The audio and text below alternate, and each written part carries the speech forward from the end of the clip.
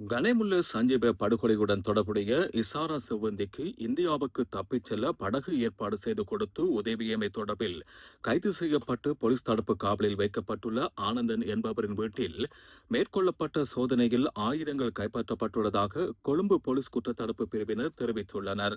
Police தடுப்பு காவலில் வைக்கப்பட்டுள்ள ஆனந்தன் என்பவர் வழங்கிய தகவலுக்கு அமைய யாழ்ப்பாணத்தில் உள்ள அவரது வீட்டில் மேற்கொள்ளப்பட்ட சோதனையில் இந்த துப்பாக்கிகள் மற்றும் தோட்டாக்கள் கைப்பற்றப்பட்டுள்ளன.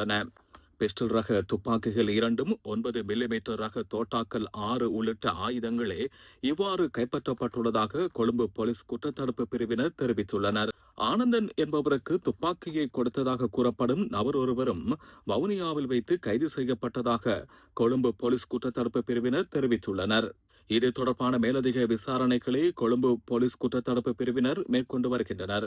இசாரா செவ்வந்தி வழங்கிய தகவலுக்கமைய இந்தியாவுக்கு தப்பிச் செல்ல படகு ஏற்பாடு செய்து கொடுத்து உதவிய ஆனந்தன் என்பவர் யாழ்ப்பாணத்தில் வைத்து கைது செய்யப்பட்ட நிலையில் போலீஸ் தடுப்பு காவலில் வைக்கப்பட்டுள்ளமை குறிப்பிடத்தக்கது.